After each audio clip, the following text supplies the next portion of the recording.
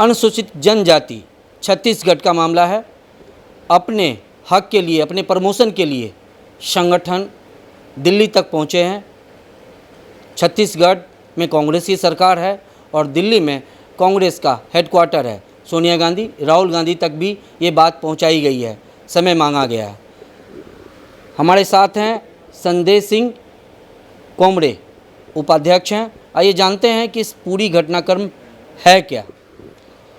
हमने छत्तीसगढ़ अनुसूचित जनजाति शासकीय सेवक संघ के बैनर तले हमने आंदोलन की शुरुआत की थी, एक आवेदन निवेदन के तरह।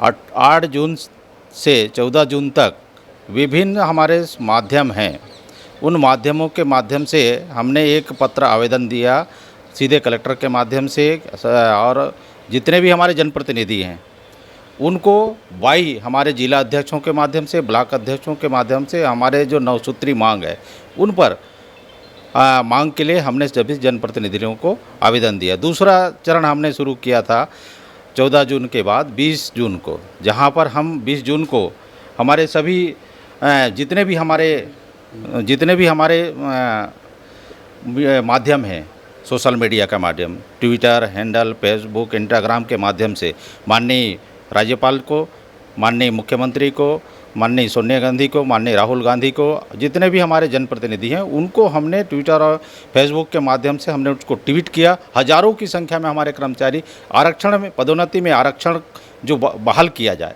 इस संबंध में उन्होंने 9 सूत्री मांगों को सभी हमारे जिला से लेकर ब्लॉक के हमारे संगठन के पदाधिकारियों ने किया।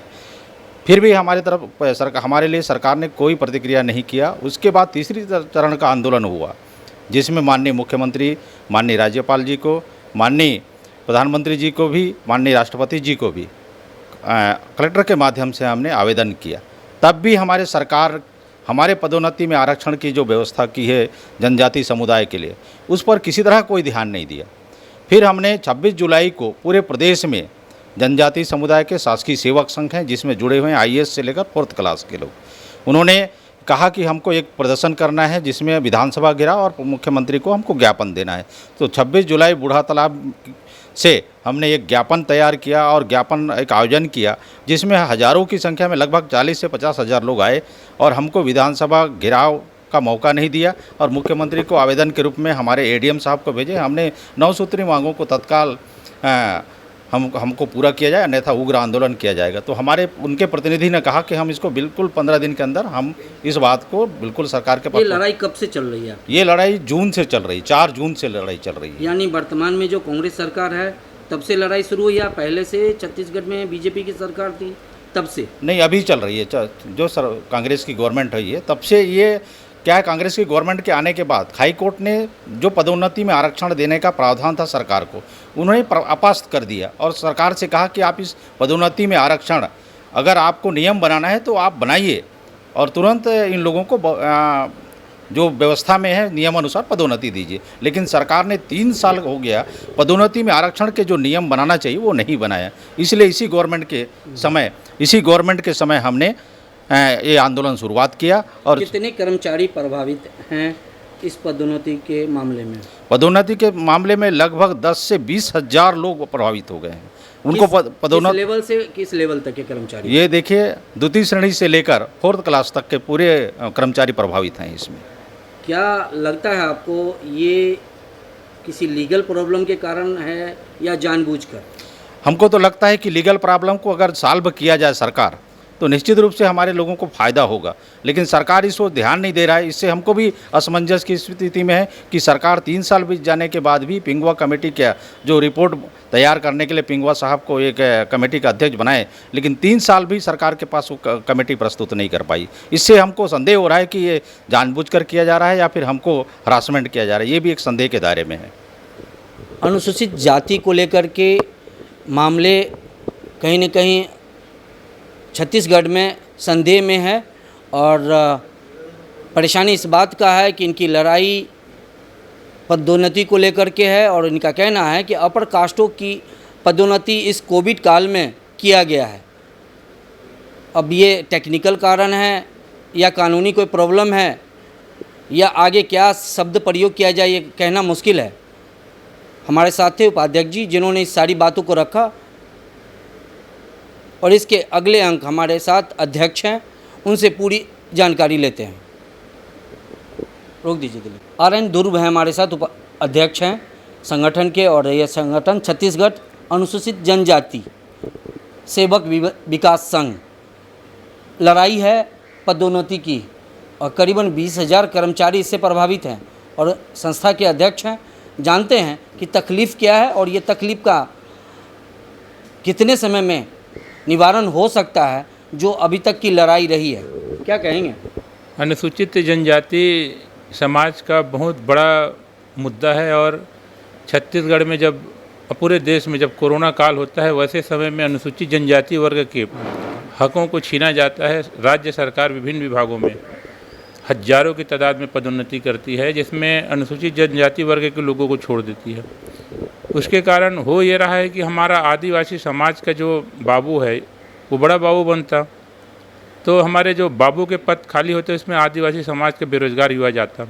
उसके ठीक विपरीत सामान्य वर्ग का, अपर कास्ट का व्यक्ति का बाबू से बड़ा बाबू में प्रमोशन हो रहा है, तो छोटे बाबू का पद खाली हो रहा है, उसका विज्ञापन निकलेगा, हजारों की तादाद में सामान्य वर्ग के लोग उसमें नौकरी में आ जाएंगे। ऐसे ही बहुत सारे मुद्दों को लेके हम लोगों ने लगातार, जब से कांग्रेस की सरकार आई है, और कांग्रेस की सरकार को लाने वाले हमारा आदिवासी समाज है छत्तीसगढ़ में, बहुत मेहनत की हम लोगों ने। हमें भारी अपेक्षा था कि सरकार आएगी, हमारे बहुत सारी मांगों को पूरा करेगी, लेकिन अभी ऐसा कुछ हो नहीं रहा है। बहुत भारी नुकसान कोरोना काल में हुआ है, हजारों की तादाद में पदोन्नतियाँ हो गई, जिसमें हमारे वर्गों को छोड़ दिया गया। हमने उसके लिए, जैसे कि कोमरे साहब ने बताया कि 8 तारीख से 14 तारीख तक सभी 90 विधायक हमारे छत्तीसगढ़ के सबको ब्लॉक और विधानसभा में जा के सबको एक साथ ज्ञापन दिए। हमने कहा कि आदिवासियों के साथ अभूतपूर्व अन्याय हो रहा है, उनको रोकिए। अधिकांश विधायकों ने, अधिकांश मंत्रियों ने माननीय मुख्यमंत्री को चिट्ठी लिखा, कहा कि आदिवासी समाज के साथ अन्याय हो रहा है, इनको रोका जाए, इनको पदोन्नति में आरक्षण दिया जाए। लेकिन सरकार ने हमारी बातों को नहीं माना, माननीय विधायकों मंत्रियों की बातों को नहीं माना।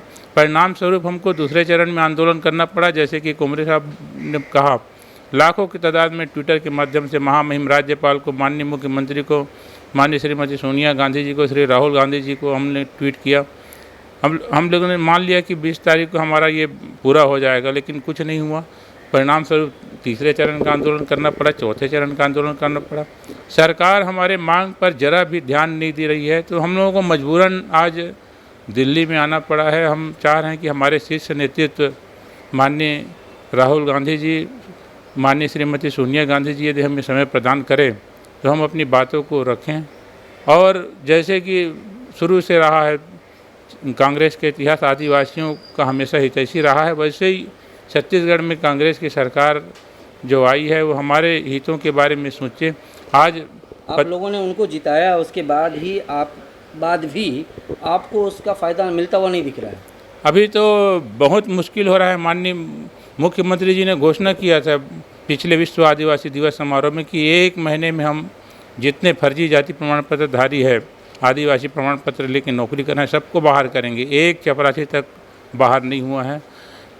बहुत अन्याय, मतलब क्या बताएं, 2.5 लाख का इनकम हमारे लिए। आगे की रणनीति क्या है आपका? आने वाला समय में आप क्या लग रहा है, अगर मांग नहीं मान रहे हैं तो क्या करेंगे आप? हमको लगता है कि मांग हमारी पूरी हो जाएगी। यदि मांग पूरी नहीं हुई तो हम लोग 2 अक्टूबर को जंतर मंतर में गांधी जयंती के अवसर पर सत्याग्रह करेंगे। जैसे कि गांधी जी के मार्गों को हम अपनाने वाले लोग हैं, और सत्याग्रह के माध्यम से हम पैदल मार्च करते हुए माननीय राहुल गांधी जी, माननीय श्रीमती सोनिया गांधी जी तक अपनी बातों को रखेंगे। और मुझे लगता है कि हमारी मांग पूरी हो जाएगी। बहुत बड़ा मांग नहीं है, संवैधानिक मांग है। संवैधानिक हितों की रक्षा के लिए हमने ये लड़ाई छेड़ के रखा है, और हमारे संवैधानिक हितों की रक्षा नहीं होगी, संविधान की रक्षा नहीं होगी तो हम कहाँ जाएंगे। इस मांग को नहीं अब तक पूरा किया गया, क्या कारण मानते हैं आप? इस मांग को पूरा नहीं करने का कारण मुझे लगता है सरकार और जो ब्यूरोक्रेट्स है उसके बीच कम्युनिकेशन जो गैप है। सरकार अपनी बात ब्यूरोक्रेट्स तक पहुंचा नहीं पा रही है। ये बहुत छोटा मुद्दा है। सरकार चाहे तो एक झटके में वो कहे कि भाई जब तक पदोन्नति में आरक्षण का कोई फैसला नहीं आता हम छत्तीसगढ़ में कोई पदोन्नति नहीं करेंगे, एक लाइन का, तो वो नहीं हो पा रहा है इनसे। रातों रात पदोन्नति हो रहा है। पिछले बार हम लोग ने मंत्रालय में बैठा था, हमारे मंत्री और 5 विधायक और बड़े बड़े नेता, मंत्रालय के सेक्रेटरी माननीय पिंगुआ साहब, माननीय डी सिंह साहब, माननीय कमलप्रीत सिंह, मतलब सबने कहा कि 24 तारीख के बाद कोई बड़े प्रमोशन नहीं होंगे, लेकिन उसके बावजूद भी धड़ल्ले से प्रमोशन हो रहा है। हमारी बातों को कोई सुन ही नहीं रहा है। कब जंतर मंतर पर बैठने की बातें आप कह रहे हैं? जंतर मंतर में हम लोग 2 अक्टूबर को हमारे समाज के गौरव, हमारे गांधी जी के जयंती अवसर पर हम लोग वहाँ बैठेंगे और सत्याग्रह करेंगे। और सत्याग्रह के माध्यम से हम छत्तीसगढ़ के साथ, हम पूरे देश को बताना चाहते हैं कि आदिवासियों के साथ कैसा ऐतिहासिक अन्याय हो रहा है। इसको रोकने में पूरा देश हमारी मदद करे, संविधान की रक्षा करने हेतु आगे आए। हमारे साथ RN ध्रुव हैं, अध्यक्ष हैं इस संस्था के अनुसूचित जनजाति के कर्मचारियों का, और इनका साफ कहना है कि अगर समय रहते हमारी मांग पूरी नहीं हुई तो अक्टूबर में गांधी जयंती पर ये जंतर मंतर पर प्रदर्शन करेंगे और देश को बताएंगे कि छत्तीसगढ़ कर्मचारियों के साथ दोहरी नीति अपनाई जा रही है।